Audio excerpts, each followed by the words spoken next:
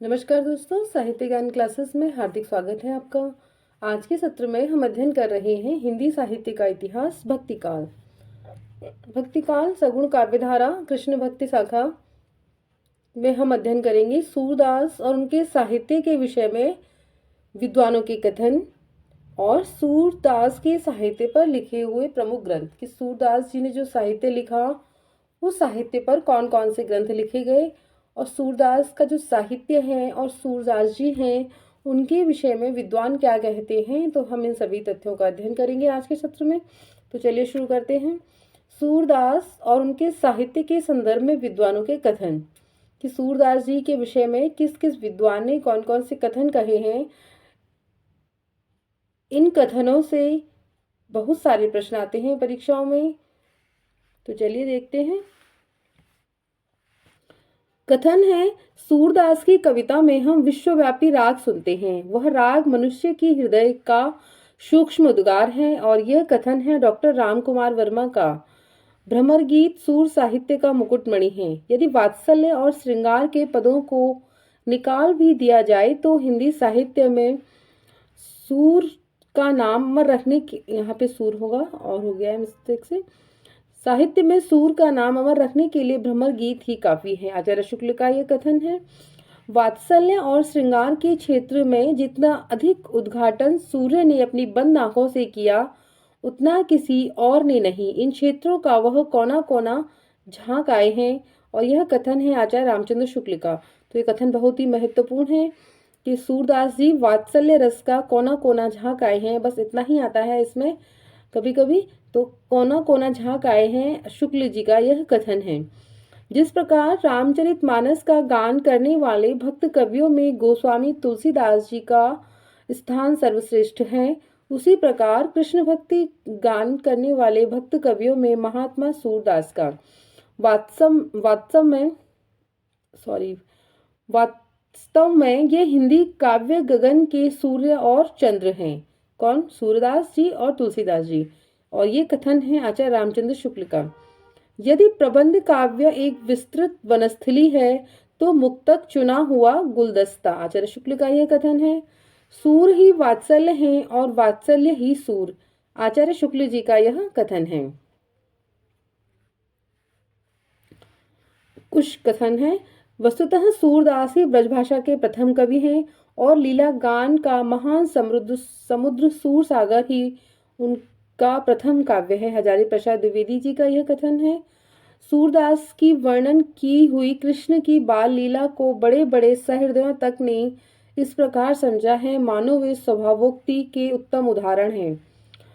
नहीं, वह स्वभाव की उदाहरण नहीं है, वह उससे बड़ी चीज है। आचार्य हजारी प्रसाद द्विवेदी। हमारी जानी हुई साहित्य में इतनी तत्परता, मनोहारिता और सारस्वत के साथ लिखी हुई बाल लीला अलभ्य है। हजारी प्रसाद द्विवेदी जी का यह कथन है। सूरदास ने राधिका और श्री कृष्ण के प्रेम का ऐसा संपूर्ण चित्र खींचा है जो गीत काव्य के भीतर से महाकाव्य के रूप में प्रकट हुआ है। आचार्य हजारी प्रसाद द्विवेदी। पूर्व राग की वह व्याकुल वेदना सूर सागर में नहीं मिलेगी जो चंडीदास या विद्यापति की पदावली में प्राप्त है, परंतु इसमें एक विशेष प्रकार की वेदना है जो सूरदास की अपनी विशेषता है। आचार्य हजारी प्रसाद द्विवेदी का यह कथन है। सूरदास जब अपने प्रिय विषय का वर्णन शुरू करते हैं मानो अलंकार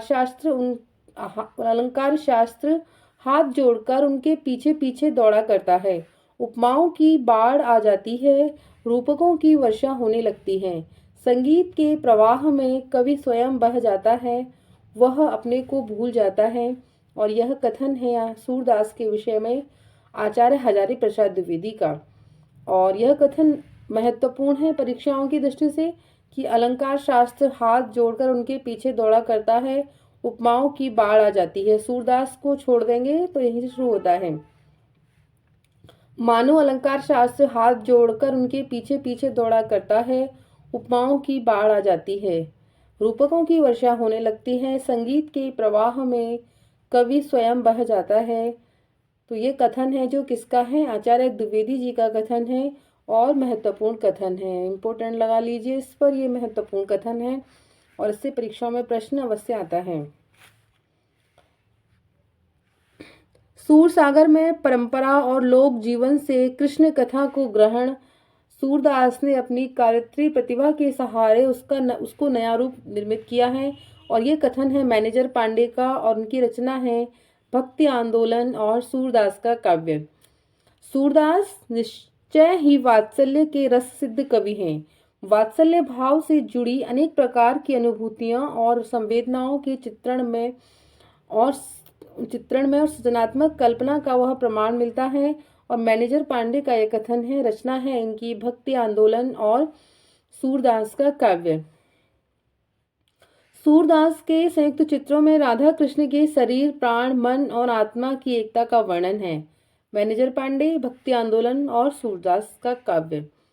सूरदास कालिदास की तरह मानवीय प्रेम और सौंदर्य के कलाकार हैं। उनकी रचना में अधिकांश उपादान परंपरा और लोक जीवन है, लेकिन कृति की रचना दृष्टि और की अपनी है। और उनकी अपनी जो रचना की है उन्होंने, वह उनकी रचना दृष्टि है, वह उनकी अपनी है, स्वयं की है। और ये कथन है मैनेजर पांडे का, भक्ति आंदोलन और सूरदास का काव्य। सूर का भ्रमर गीत वियोग श्रृंगार का सर्वोच्च शिखर है।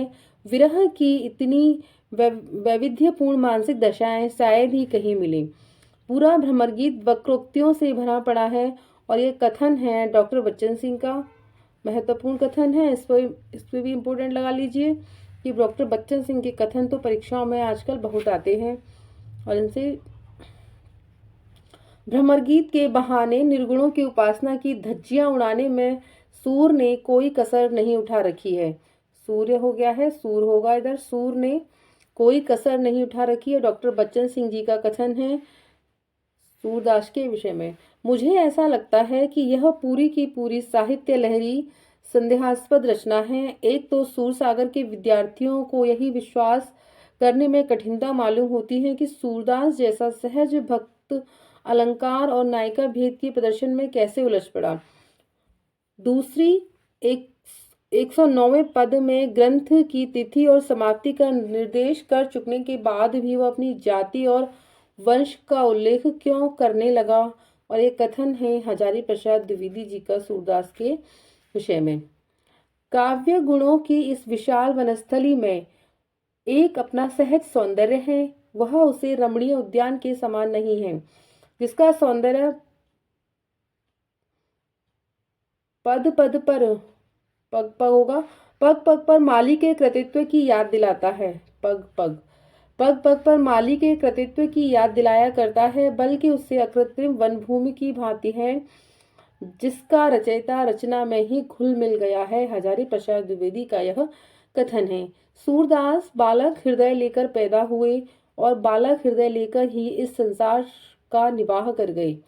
आचार्य हजारी प्रसाद द्विवेदी का यह कथन है, क्योंकि सूरदास जी ने वात्सल्य रस का सम्राट कहा जाता है उन्होंने वात्सल्य रस की कविताएं लिखी हैं कृष्ण के विषय में, तो इसीलिए उन्हें कहा है कि बालक का हृदय लेकर पैदा हुए और बालक का हृदय लेकर ही इस संसार का वह निवाह कर गए। श्रृंगार और वात्सल्य के क्षेत्र में जहां तक उनकी दृष्टि पहुंची, वहां तक और किसी कवि की नहीं। बालक चेष्टाओं के स्वाभाविक मनोहर चित्रों का इतना बड़ा भंडार कहीं नहीं। आचार्य शुक्ल का यह कथन है सूरदास के विषय में। वल्लभाचार्य से प्रभावित होकर जिन कवियों ने कृष्ण भक्ति पर रचना की, उनमें सूरदास सबसे अधिक प्रसिद्ध हैं। डॉक्टर राम कुमार वर्मा जी। लक्षाधिक पदों का निर्माण हिंदी में तो क्या विश्व में किसी भी एक से अधिक भाषा का कवि आज तक नहीं कर सका है। ऐसा केवल सूरदास ही कर सकते हैं। डॉक्टर मुंशी राम शर्मा जी का यह कथन है सूरदास के विषय में।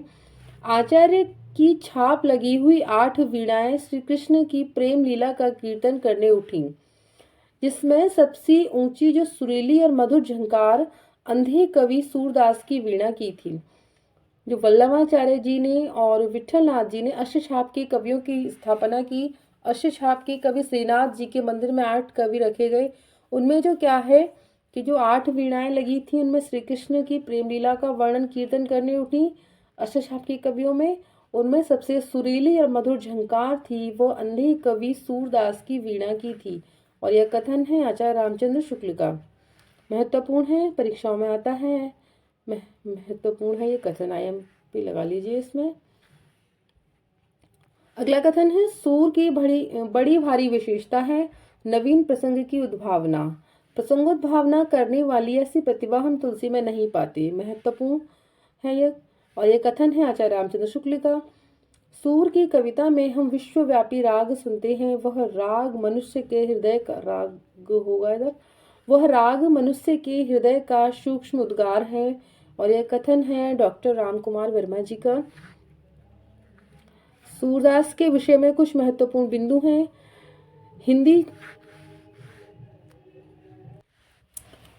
कुछ महत्वपूर्ण बिंदु सूरदास जी के विषय में। हिंदी साहित्य में प्रथम गीत काव्य का जो रचयिता है वो सूरदास को माना जाता है। सूरदास वात्सल्य और श्रृंगार के कवि हैं। भारतीय साहित्य में तो क्या संभवतः विश्व साहित्य में भी कोई भी वात्सल्य के क्षेत्र में उनके समकक्ष नहीं है, यानी उनके समान कोई भी नहीं है संपूर्ण विश्व में। सूरदास को हजारी प्रसाद द्विवेदी ने वात्सल्य रस का सम्राट कहा है। सूरदास ने अपनी भक्ति भावना में नवधा भक्ति, जिसमें श्रवण, कीर्तन, स्मरण, पाद सेवन, अर्चन, वंदन, दास्य, सख्य और आत्मनिवेदन को समाहित किया है।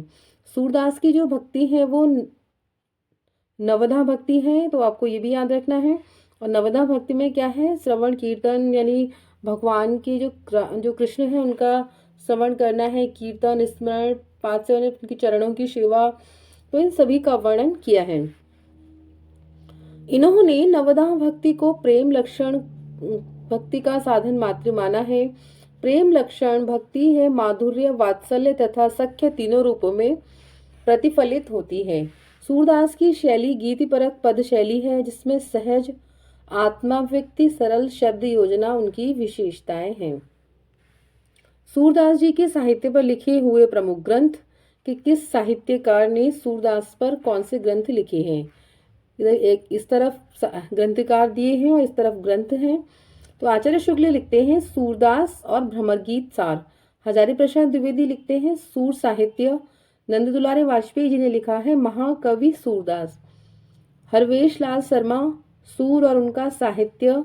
बलराम तिवारी सूर की काव्य चेतना। मनमोहन गौतम सूरदास की काव्य कला। सूर की प्रभु दयाल मित्तल सूर सारावली, इन्होंने इसको संपादित किया है।